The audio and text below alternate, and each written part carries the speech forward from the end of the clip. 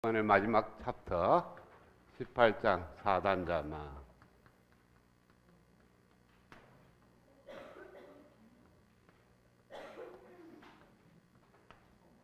4단자망은 여러분들이 어떤 시스템을 이렇게 봤을 때 뭐 TV에 대한 거라든지 또는 라디오 마찬가지입니다. 그래서 안테나로부터 신호를 받아서 들어오는 신호를 처리를 쭉 하게 되는데, 그러면은 블록 다이어그램으로서 굉장히 많은 4단자망을 거쳐서 최종적으로 부하에 연결이 됩니다. 그러면은 처음에 안테나 부분을 파트를 잡은 것이 2단자망이고요. 그 다음에 최종적으로 부하도 단자가 2개인 2단자망이지만은 그 중간에는 전부 다 4단자망끼리 연결이 되어 있습니다. 그러니까 안테나를 받으로부터 신호를 갖다가 정폭을 한다든지, 정폭해서 그다음 디모듈레이션을 한다든지, 그걸 갖다가 어떤 일정한 내가 원하는 성분을 찾아내는 필터의 4단자망을 거쳐서 이런 식으로 쭉 가게 되면은 모든 것이 다 4단자망을 거쳐서 가게 되어 있습니다. 그래서 회로는 부분적으로 어떤 값을 구할 때는 2단자망이 들어갈지 몰라도 어떤 블록의 기능을 갖다가 이해를 할 때는 항상 4단자망으로 생각을 해줘야 돼요. 그래서 입력이 어떻게 들어왔을 때 출력이 어떻게 나오는지를 봐서 이 4단자망이 하는 역할에 대해서 디파인을 할 수가 있는 겁니다. 그거는 이제 시스템 쪽에서 들여다본 거고, 지금 회로 쪽에서 들여다본 것은 이 4단자망을 어떻게 회로를 해석하느냐, 이것이 중요한 거예요. 그래서 이 4단자망하고 단자가 2개 있는 2단자망하고 비교해서 생각하면 좋습니다. 그래서 단자가 2개 있는 경우 어떤 소자죠. 회로 소자도 좋고 뭐 어떤 회로도 좋고. 그래서 이 단자가 2개 있을 때 우리가 정의할 수 있는 것은 단자에 흐르는 전류 I와 그 다음에 단자에 걸리는 전하 V로 표기가 가능합니다. 그래서 2단자망에서 우리가 표기할 수 있는 미지수는 2개밖에 없어요. I와 V. 그런데 4단자망에서는 2개가 아니고 4개가 됩니다. 왜? 이 왼쪽에 있는 단자 2개에 흘러들어가는 전류와 걸리는 전하, 그 다음에 오른쪽에 흐르는 전류와 전하, 이렇게 미지수가 4개로 디파인이 되어야만 합니다. 그래서 요중간에 여기 4단자망. 그 다음에 이렇게 소자가 있을 때 V와 I에 대한 특성식이 하나 나옵니다. 얘는 특성식이 한 개가 주어져요. 그러니까 저항이 있는 케이스, L이 여기서 전압원이 있는 경우, 전류원이 있는 경우, 또는 태분한 등가회로, 노턴의 등가회로 모두가 다 V와 I에 대한 관계식이 2단자망에서는 꼭 하나가 주어집니다. 그렇죠? 그래서 이 4단자망에서도 특성식이 하나가 아니고 여기는 특성식이 2개가 돼야 돼요. 자, 왜 그러냐면은 2단자망인 케이스는 이와 같은 2개의 2단자망이 이렇게 연결이 되어 있다. 그러면은 여기 흐르는 전류를 I, 여기에 걸리는 전압을 V로 한다면 얘는 여기 흐르는 전류를 마이너스 I, 여기 걸리는 전압을 V, 이렇게 정의할 수 있겠죠. 그쵸? 그 다음에 얘가 만들어지는 특성식이 하나 있고, 그러니까 V와 I에 대한 관계식, 그 다음에 얘가 만들어지는 특성식 V와 마이너스 I에 대한 관계식. 그래서 이 식하고 이 식을 갖고 2원 1차 연립 방식을 풀면 V와 I 값을 구할 수 있는 거예요. 그래서 저와 같이 2단자망을 2개 연결시키려 놓고 문제를 푸는 건 우리 앞서 지금까지 쭉 왔는 그한 방법이에요. 그러니까 저항의 직병렬 관계라든지 또는 태분한 등가 중첩의 원리라든지 노드 방식, 막로 해석법, 이런 것들이 다 이와 같은 2단자망들이 연결됐을 때 특성식하고 기록 전압법칙, 기록 전류법칙을 갖고 문제를 풀어왔어요. 근데 4단자망이 들어가게 되면은 어떻게 되느냐 하면은 4단자망이 있으면은 왼쪽에 어떤 회로가 첨가가 되어야 될 거고, 오른쪽에도 회로가 첨가가 되어야만 됩니다. 그래야 완성된 회로가 되는 거죠. 그렇죠? 그러면은 여기 흐르는 전류를 I1이라고 두고 여기에 걸리는 전압을 V1이라고 두고 이렇게 흐르는 전류를 I2라고 두고 얘가 흐르는 전압을 V2라고 둔다면 얘가 만들어지는 특성식 한 개, 그 다음에 얘가 만들어지는 특성식 한 개, 미지수는 4개. 따라서 문제가 풀리기 위해서는 방정식 2개가 더 필요합니다. 그렇죠? 그래서 그 2개가 필요한 것이 바로 이 4단자망이 만들어지는 특성식입니다. 그래서 4단자망에서는 특성식 2개가 반드시 있어야만이 회로를 풀 수가 있는 거예요. 그래서 여러분들이 지금까지 했는 거 회로 이론 중에서 4단자망이 누구냐 하면은 바로 OPM프, 연산정폭기입니다. 연산정폭기를 4단자망으로 풀었는데 그때 특성식 2개가 있다 그랬죠. 그렇죠? 뭡니까? 입력 전압 V는 제로고 입력이 흘러들어가는 전류도 제로라는 그 2개의 특성식이 있어요. 그래서 4단자망에서는 특성식 2개가 있다. 자, 그 다음에 2단자망에 특성식이 1개가 있는데 이 1개의 표현법이 2가지가 있습니다. 어떻게 했냐면은 V는 GI 이렇게 표현을 하든지 아니면은 I는 YV 이렇게 2개의 표현법으로 사용을 할 수가 있는 겁니다. 단, 요 안에는 독립전원이 없는 케이스, 이것도 마찬가지로 독립전원이 없는 경우에 대해서만 그렇고 독립전원이 있다 그러면은 여기 상수가 붙게 되어 있습니다. 그거에 대해서는 좀 특이한 케이스니까 독립전원이 붙어 있으면 태분한 등가율과 좀 달라지는 그런 케이스가 되고요. 그래서 우리가 어떤 2단자망에서는 특성식 1개가 있는데 그것의 표현법이 2가지가 있다면 특성식 2개가 있다면 여기서의 표현법은 몇 가지가 나오느냐 하면은 표현법이 6가지가 나오게 되어 있습니다. 왜냐하면은 왼쪽에 있는 이 V를 뭐라 그러냐면은 종속 변수라 그러고 여기에 있는 I가 독립 변수가 됩니다. 그렇죠? I 얼마에 대해서 V 값이 결정이 돼서 나타나는 거예요. 여기서 우리가 2단자망에서는 변수가 2개밖에 없으니까 그 2개 중에 누구를 독립 변수로 만들 건지가 2가지밖에 없다고. I를 독립 변수로 만드는 경우와 V를 독립 변수로 만드는 경우 2가지밖에 없는데 얘는 그렇지가 못하죠. I1과 I2, V1과 V2를 갖고 누구를 갖다가 독립 변수로 하고 누구를 종속 변수로 하냐면은 식이 2개 되려 그러면은 특성식 2개가 되려 그러면은 독립 변수가 2개야 되고 4개 미지수가 4개 중에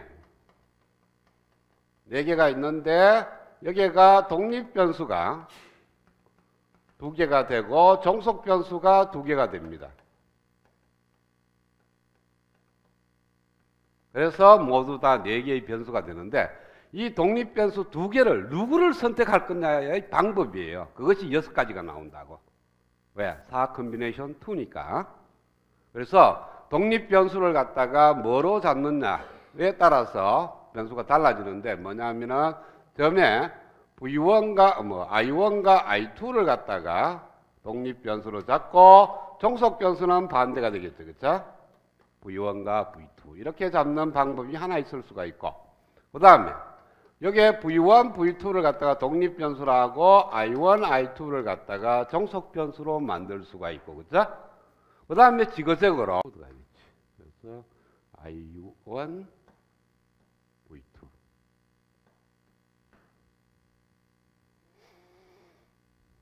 그 다음에 V1, V2 아니지 V1, I1, V2, I2 그 다음에 V2, I2, V1, I1 그래서 이렇게 독립변수라고 얘를 종속변수, 얘를 독립변수, 얘를 종속변수 이런 식으로 하면은 6가지의 경우가 나오게 됩니다. 자, 그래서 독립변수 2개와 종속변수 변을 이렇게 두는 걸 갖다가 우리는 G 파라미터라고 얘기를 해요. 각각에 대해서 다시 설명을 하겠지만 그래서 종속변수를 V1, V2 독립변수를 I1, I2라고 두는 걸 갖다가 G 파라미터라고 정의를 합니다. 그러면은 지금부터 G 파라미터에 대해서 얘기를 하겠어요. 임피던스 파라미터라고도 얘기를 합니다.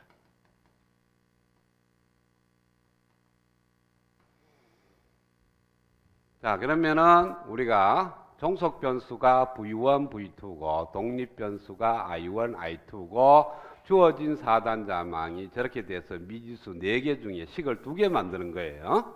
그래서 어떻게 만드느냐면 V1은 G11 I1 플러스 G12 I2, V2는 G21 I1 플러스 G22 I2 이렇게 표현한 것을 갖다가 4단자망 G 파라메타로 표현된 표현법이다. 나오는 이 I1과 V1, 그 다음에 I2와 V2가 DC라는 개념이 아니고요. 페이즈입니다. 그러니까 임피던스나 어드미턴스를 쓰기 위해서는 주파수 영역으로 회로를 옮겨야 돼요. 그래서 주파수 영역으로 회로를 옮기나 놓고 표현한 거예요. 그러니까 타임 영역은 얘기를 하지 않고 주파수 영역에서만 얘기를 하는 겁니다. 자, 이렇게 표현된 걸 이렇게 2개의 식으로 쓸 수도 있고요. 매트릭스로 쓰게 되면은 이렇게 쓸 수가 있습니다.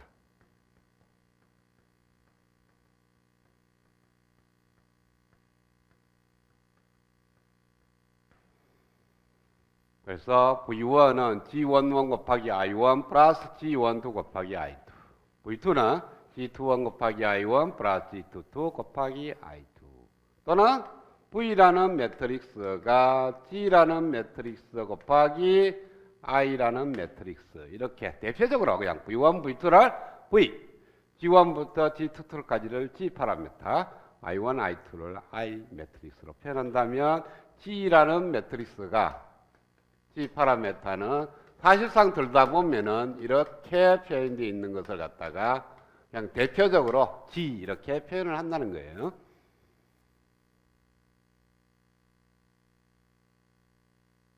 그래서 4단자망을 표현하는 제일 첫 번째 방법, G 파라미터로 표현할 수 있고 그것은 이와 같은 수식으로 된다. 그러면 주어진 회로를 파라미터를 구할 수가 있어야 될 거예요. 자, 2단자망에서 어떤 거냐면은 2kΩ, 그 다음에 3kΩ, 그 다음에 6kΩ 이렇게 되어 있는 2단자망을 우리가 표현을 하니까 4kΩ의 저항 하나로도 표현이 가능하더라. 그래서 여기 흐르는 전류 I와 여기에 걸리는 전압 V를 보니까 4kΩ 곱하기 I가 돼. 이런 특성식이 만들어진다는 거예요. 그러니까 회로가 주어지면 그 회로의 특성식을 구할 수가 있습니다. 그럼 마찬가지로 4단자망도 주어졌다면 그 4단자망에 해당되는 G 파라미터를 구할 수가 있어야 되겠죠. 그렇죠? 그래서 주어진 4단자망의 입력의 전압 I1과 V와 그 다음에 출력 쪽의 변수 I2와 V2를 갖고 식을 2개 만들어냅니다. 그 식을 이렇게 표현을 했을 때 그러면 여기 들어가는 값이 G11이고 여기 들어가는 값이 G12고 여기 들어가는 값이 G21, 여기 들어가는 값이 G22 이렇게 되는 거예요. 그래서 지금부터 예제를 들어서 하나의 회로를 주어졌다면 그 회로의 G 파라미터를 구하는 법을 설명을 하겠습니다.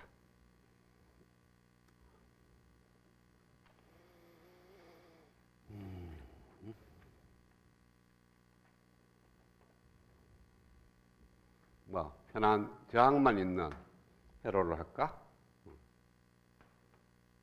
여기가 10옴, 여기가 20옴, 여기가 30옴짜리 이와 같은 4단자망을 생각을 하겠습니다.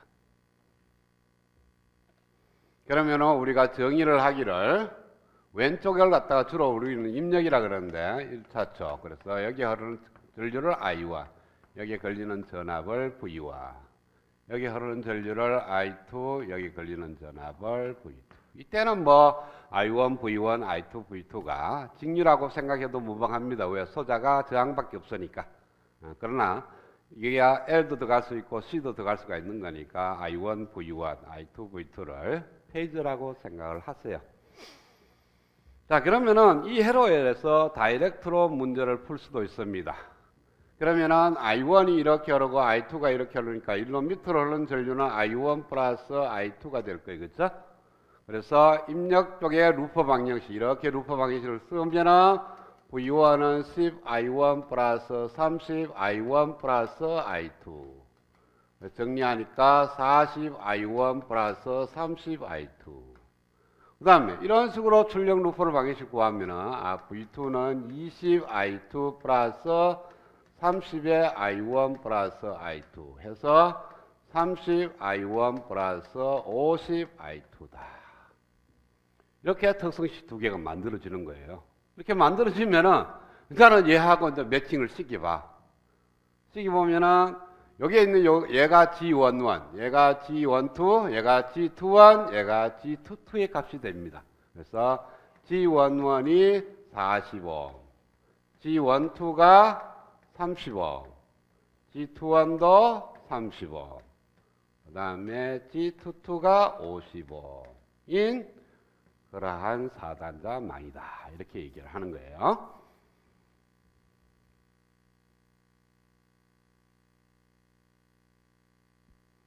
그래서 저걸 갖다가 이렇게 표현한다는 거지. 이렇게 네모 박스에 놔놓고 그 다음에 여기다가 G 매트릭스를 표현해 놓으면 되는 거예요.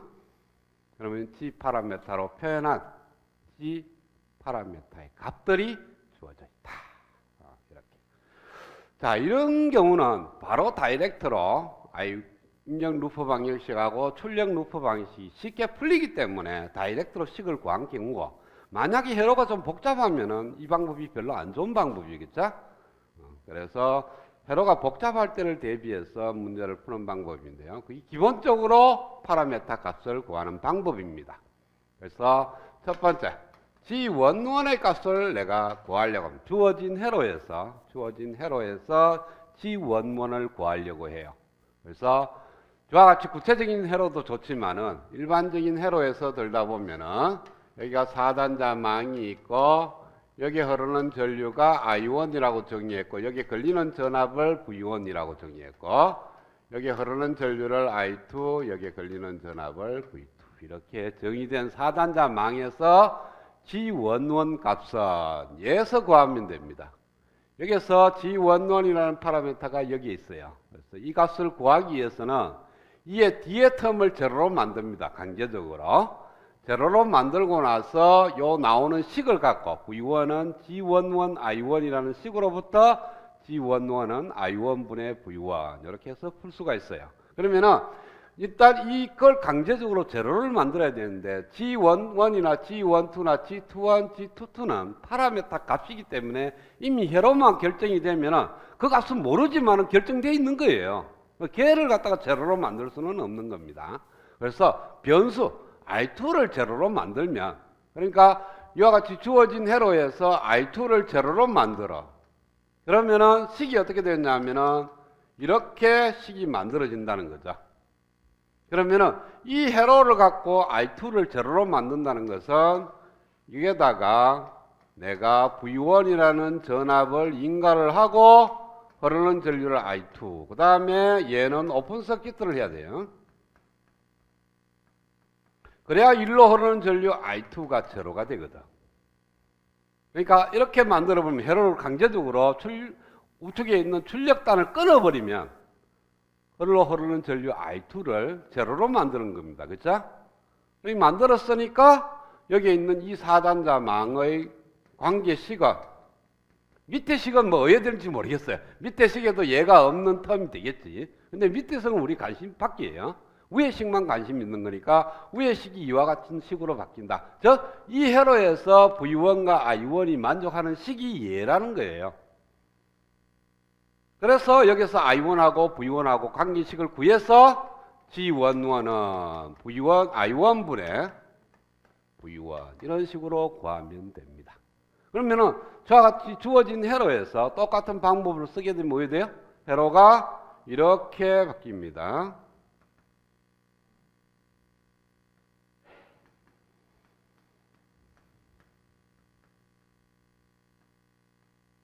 이렇게 15, 35, 25 이걸 끊어버렸다고요.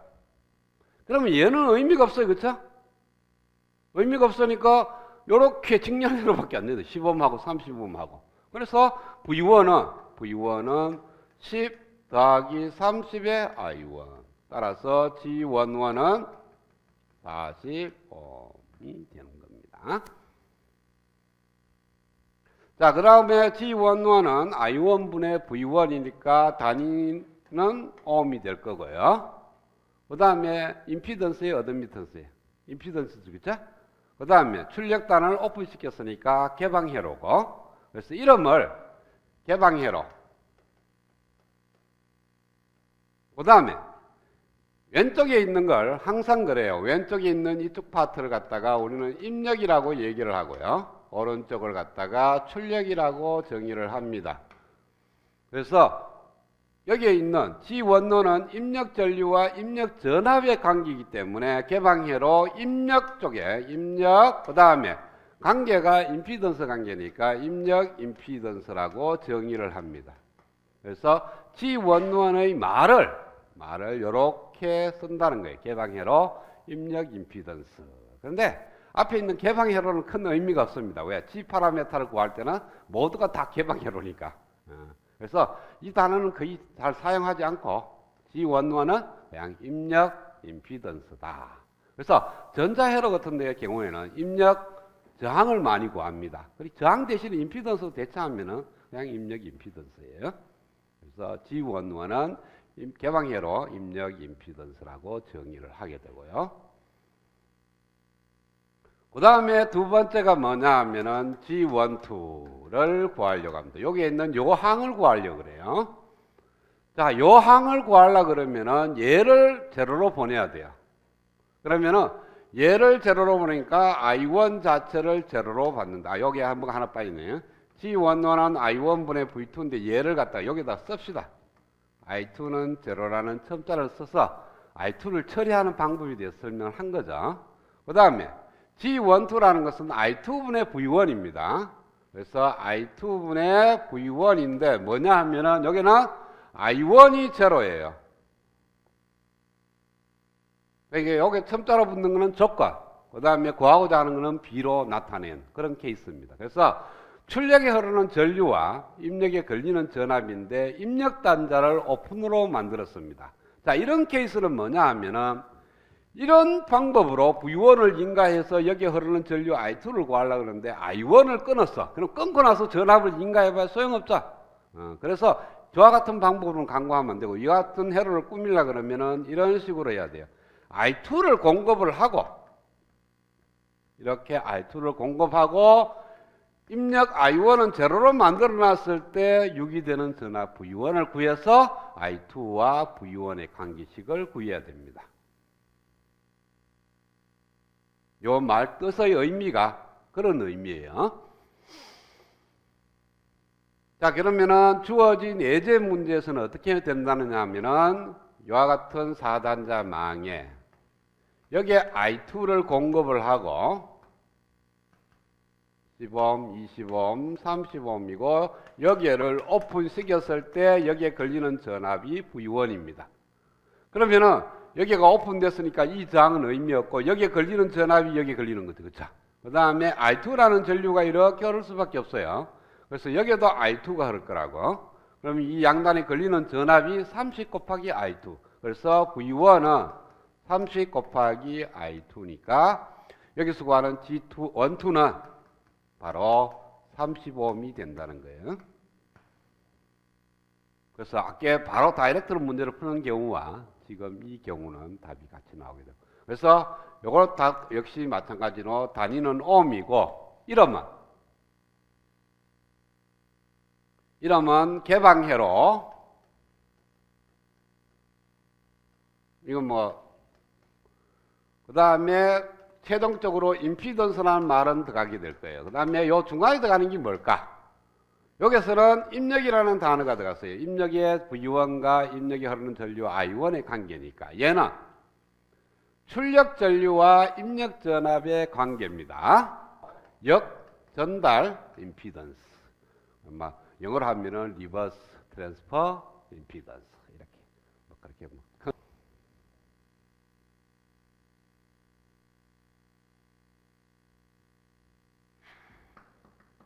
G21을 구하는 케이스입니다. G21은 요 식에서 여기 있는 단어예요. 그죠? 그래서 요 식이 오늘 필요해요. 요 식이 필요한데 얘를 제로로 만들어야 되니까 I2를 제로로 만들면은 I1하고 V2의 B입니다. 그래서 I1과 V2의 B고 I2는 제로예요. 그러면은 회로를 어떻게 꾸미냐면은 I2를 제로로 했으니까 이걸 오픈시키고 그 다음에 입력 쪽에 I1을 공급을 했을 때 출력 쪽에 나타나는 전하 V2가 얼마냐에 따라서 I1과 V2의 B가 결정이 됩니다. 그 값을 G21이라고 얘기를 해요. 그러면은 주어진 회로에서는 이렇다는 거죠. 자, 여기에 개방을 했고 여기에다가 I1을 공급을 하고 여기에 나타나는 전압이 V2니까 이 장은 의미가 없죠. 그렇죠? 따라서 I1이 이렇게 흐르면서 여기에 걸리는 전압이 여기 다 나타날 거예요. 그래서 V2는 30 I1 따라서 G21은 바로 35ohm이 됩니다. 그래서 얘도 역시 단위는 ohm이고 지금까지 얘기했던 걸로 보면 개방회로 순방향이라는 단어를 써도 좋고 안 써도 되고요. 순방향 전달 임피던스 이런 식으로 이름을 전달. 그 다음에 마지막으로 G22는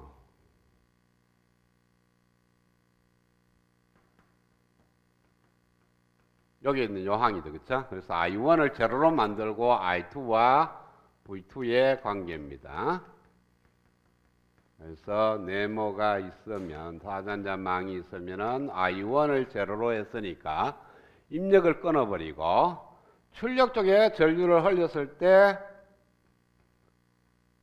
뭐 여기에 걸리는 전압 V2를 구하는 전압 V2를 가했을 때 흐르는 전류를 구하는 건 관계없어요.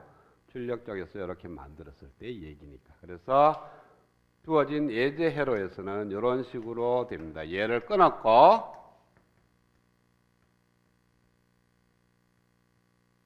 여기에다가 I2를 흘렸을 때 걸리는 전압이 V2니까 얘는 필요 없어요.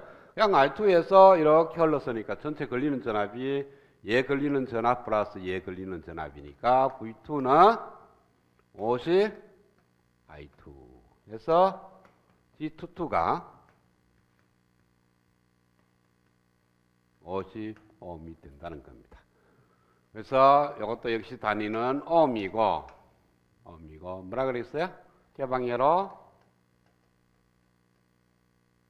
개방회로 출력 임피던스 출력이라는 단어가 그러니까 개방회로 입력 임피던스 그 다음에는 역방향 전달 임피던스 순방향 전달 임피던스 그 다음 출력가 주어져 있는데 이것이 G 파라메타로 표현이 되어 있어요.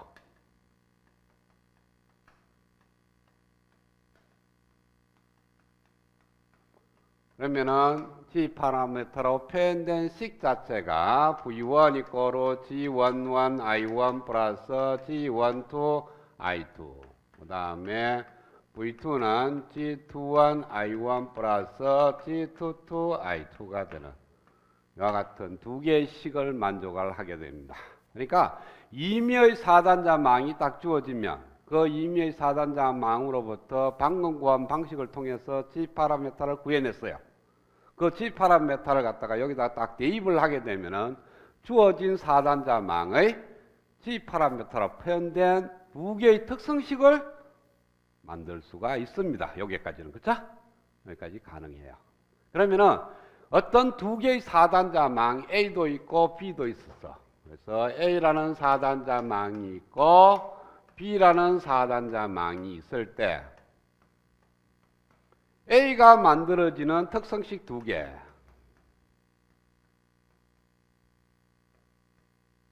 A의 특성식 두 개와 B의 특성식 두 개가 있을 겁니다.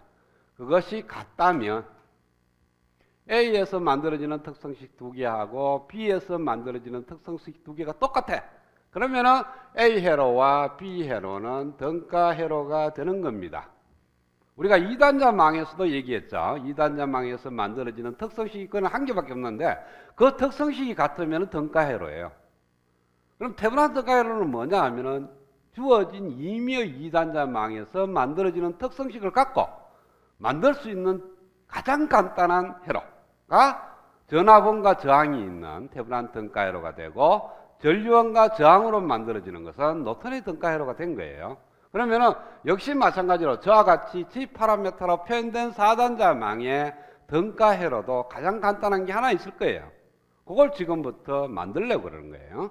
그래서 네모 박스 안에 단자가 이렇게 두 개가 들어가는데 여기에 흐르는 전류를 I1이라고 정의했고 여기에 걸리는 전압이 V1입니다. 그러면은 얘를 만족하려고 그러면 어떤 식으로 회로가 꾸며져야 하냐면은 두 개가 직렬로 이렇게 연결이 되어야 돼요. 그리고 위에 박스에 걸리는 전압이 G11 I1이 되고 밑에 박스에 걸리는 전압이 G12의 I2라는 항이 된다면 여기에 걸리는 전압 V1은 얘 더하기 얘가 되죠. 얘는 모르겠는데 얘는 왜 되냐면은 이 네모 박스에 흐르는 전류가 I1이고 걸리는 전압이 G11 I1이라면 얘가 G11이라는 임피던스를 가지면 돼요. 그래서 얘는 그냥 G11이라는 임피던스로 이렇게 표현하면 돼요. 더 이상 뭐 전압으로 표현할 필요도 없어요. 그래서 G11이라는 값을 갖다가 여기에 넣는 임피던스를 만들게 되면은 여기에 걸리는 전압은 G11 I1이 되고 여기에 걸리는 전압은 G12 I2인데 I2가 아무리 들다 봐도 없어요. 그렇죠?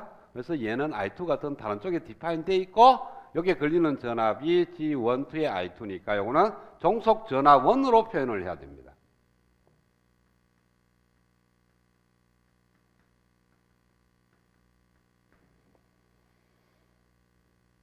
그 다음에 이쪽 파트에서 역시 단자가 이렇게 두 개가 나와 있고 여기에 흐르는 전류를 I2라고 정의를 하면은 여기에 걸리는 전압이 V2가 되고 그 V2가 이와 같은 수식을 만족을 해야 돼요.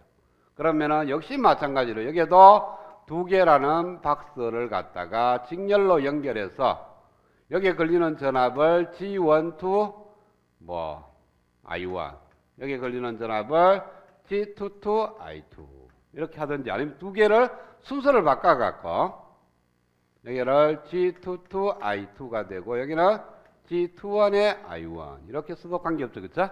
그래서 여기에 걸리는 전압은 여기에 걸리는 전압 더하기 여기에 걸리는 전압이다. 이렇게 표현이 가능하고 그 다음에 이 박스에 걸리는 전압이 G22 I2고 이 박스에 흐르는 전류가 I2니까 이거는 굳이 이렇게 전압으로 표현할 필요 없이 그냥 G22라고 쓰면 돼요. 그렇죠? 그러면은 G22에 걸리는 전압은 임피던스 G22에다가 흐르는 전류 I2를 곱하면 되니까 그 다음에 여기에 있는 전압은 뭡니까? I1이라는 것에 의해서 그 크기가 결정되는데 이쪽 회로에서 흐르는 전류 I1이었고 이쪽 회로에 흐르는 전류가 I1이라고 정의되어 있으니까 여기도 마찬가지로 종속 전압원으로 이렇게 표현을 하면 됩니다. 그래서 이렇게 표현된 회로의 4단자 망은 이 두 식을 만족하는 가장 간단한 회로가 되는 겁니다. 그래서 G 파라미터로 표현된 등가 회로가 바로 얘입니다. 그러니까 Y 파라미터로 표현하면 또 다른 등가 회로가 나오겠죠. 그렇죠? 그 다음에 또 뭐 6가지 경우에 대해서 각각에 대한 등가 회로가 다 나옵니다. 2단자 망일 때 표현법 두 개가 있다 그랬어요. 그 표현법 각각에 대해서 태분한 등가 회로가 나왔고 하나는 노턴의 등가 회로가 나오듯이 이것도 표현법이 6가지이기 때문에 6가지의 등가 회로가 나오게 되는데 그 첫 번째 하나입니다. 이거 임피던스 파라미터에 의해서 만들어지는 등가 회로. 자, 그 다음에 G12하고 G21이 문제인데요. G12가 제로면 얘가 만약에 제로라면 입력 쪽에서는 G11만 있고요. 여기에 흐르는 전류가 I1, 여기에 걸리는 전압이 V1. 그 다음에 출력적으로 보니까 G21에 I1이 있고 G22라는 임피던스로 해서 출력에 흐르는 전류 I2와 걸리는 전압 V2 이와 같은 회로가 됩니다. 회로적으로 보면은 입력과 출력이 완전히 끊어져 있어요. 그렇죠? 끊어져 있지만 내가 여기에다가 어떤 전압원을 인가하게 되면은 여기에 전압이 나타납니다. 그 이유는 여기에 전압을 인가하면은 G11 때문에 I1이 만들어지고 그 I1 때문에 얘가 G21 I1 때문에 이쪽에 전압원이 형성이 돼서 여기도 전압이 나타난다. 즉 왼쪽에다가 신호를 인가하면은 오른쪽으로 넘어옵니다. 그래서 신호가 이렇게 흘러가요. 그런데 여기에다가 내가 어떤 전압원을 인가하면은 그 전압원에 의해서 여기에 흐르는 전류가 유기가 될 거고, 그러면 여기에 전압이 나타나는 건 아니에요. 여기에서는 아무런 소스를 가하지 않았기 때문에 이쪽 회로는 임피던스 하나만 있는 회로가 돼요. 따라서 I1 자체가 제로입니다. 제로고 얘도 그래서 제로가 되는 거예요. 얘 때문에 얘가 유기가 되는 게 아니고 얘는 얘 때문에 유기가 되는 거예요. 그래서 얘는 제로가 되기 때문에 여기에 아무리 전압을 가하더라도 여기는 나타나지가 않아요. 그래서 신호가 이렇게는 흘러가지는 않습니다. 그래서 G12가 제로인 회로에서는 오른쪽에 출력에다가 전압을 가하게 되면 입력적으로 나오게 돼요. 그런데 두 번째 G21이 제로가 되면요. G21이 제로가 되면은 이번에는 어떻게 되느냐 하면은 제로입니다. 제로기 때문에 여기다가 전압을 가하면은 I2가 유기가 돼서 얘가 나타나서 여기 전압이 나타나는데 반해서 여기다가 전압을 가하게 되면은 여기는 아무것도 가하지 않았고 이 전압조차도 이게 없으니까 얘가 없죠. 얘가 없기 때문에 I1이 있다 하더라도 얘가 없기 때문에 여기는 전압이 안 나타나는 겁니다. 그렇죠? 따라서 신호가 이렇게는 가더라도 이렇게는 가지가 않아요. 그렇죠? 그러니까 위의 회로에서는 입력에서 출력이 신호가 흘러가는 거고 밑에 회로는 출력에서 입력으로 신호가 흘러가는 케이스입니다. 그 다음에 세 번째가 G12도 제로가 아니고 G21도 제로가 아니면 신호가 왼쪽에 신호를 가하면 오른쪽으로 가고 오른쪽에 신호를 가하면 왼쪽으로 신호가 흘러갑니다. 그렇죠? 그래서 이와 같이 한쪽 방향으로만 전류가 흐르는 회로를 갖다가 단방향성 회로라고 얘기를 하고요. 양쪽으로 회로가 다 흘러가는 거. 그러니까 왼쪽에 신호를 가하면 오른쪽으로 가고 오른쪽에 신호를 가하면 또 왼쪽으로 가는 양방향성으로 다 흐르는 것을 갖다가 양방향성 회로라고 얘기를 합니다. 그래서 얘 두 개를 합쳐서 단방향성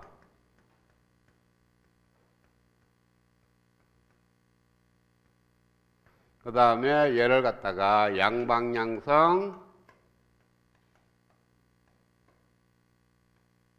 회로라고 얘기를 합니다.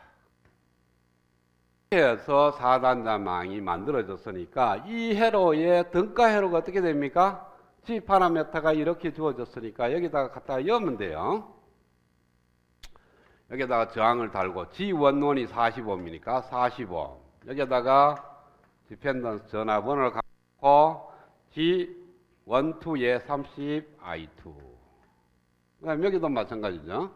여기에다가는 50ohm이라는 저항을 달고 여기에다가는 30I1 이렇게 적어놔 놓으면은 저와 같이 T형 저항만으로 이루어진 회로가 이와 같은 회로로